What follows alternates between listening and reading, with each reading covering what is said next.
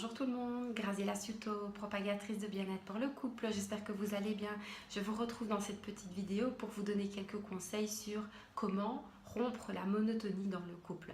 Alors d'abord, une chose, c'est que la monotonie dans le couple, elle est tout à fait normale. Elle est présente chez tout le monde. Jusque-là, c'est ok. Ce qu'il faut juste faire attention, juste être attentif à ce qu'elle ne s'installe pas sur de trop longues durées dans votre couple.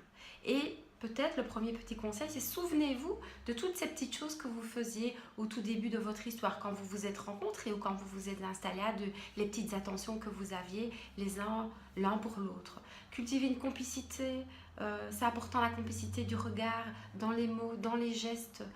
Touchez-vous, c'est vraiment ce qui permet de rompre la monotonie dans le couple. Organisez-vous des escapades, que ce soit des petits voyages, des petits week-ends ou simplement une escapade dans votre chambre à deux.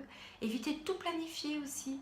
Surprenez l'autre, mais lorsque vous surprenez l'autre, soyez en tout cas assuré que les conditions pour que l'autre puisse accepter cette surprise soient présentes, comme par exemple d'avoir pris soin de faire garder les enfants. Préparez-vous un bain à deux, c'est toujours important, c'est toujours bien agréable, ou faites couler simplement un bain pour votre partenaire, il ou elle appréciera. Faites de nouvelles activités ensemble. Souvent, on a l'habitude de pratiquer tout le temps les mêmes activités ou de voir tout le temps les mêmes gens.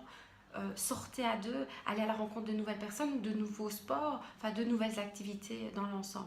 Une chose importante aussi, n'oubliez pas de séduire votre partenaire comme vous le faisiez au début. Apprêtez-vous, faites ce qu'il aime, mettez des tenues qu'il aime ou ayez des petites attentions, des petits mots qui sont importants pour lui. Pimentez votre vie sexuelle, c'est-à-dire sortez de vos lits pour faire l'amour. Faites l'amour autrement, dans des endroits peut-être un peu plus insolites, en découvrant de nouvelles positions, en découvrant de nouvelles sensations qui pourraient vous aider effectivement à pimenter votre couple. Ne faites pas toujours tout à deux aussi. Ayez des activités à vous. Pensez à partager les tâches. S'il n'est pas obligé, il n'est pas important d'être tout le temps à deux. Effectivement, le fait de se retrouver après est quelque chose qui permet de pimenter, de ne pas tomber dans la routine. Écoutez les besoins de l'autre, car souvent on exprime ses besoins. Écoutez, c'est une chose, essayez d'y répondre à deux.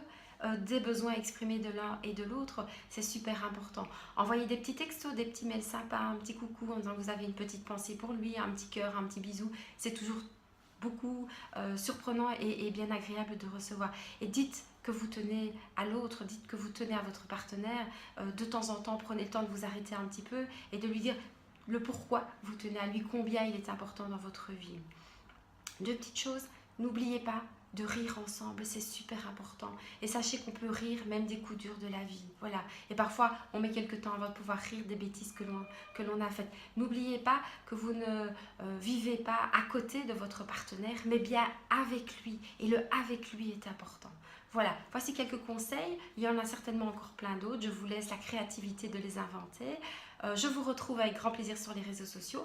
D'ici là, soyez le plus heureux possible dans votre vie. À bientôt.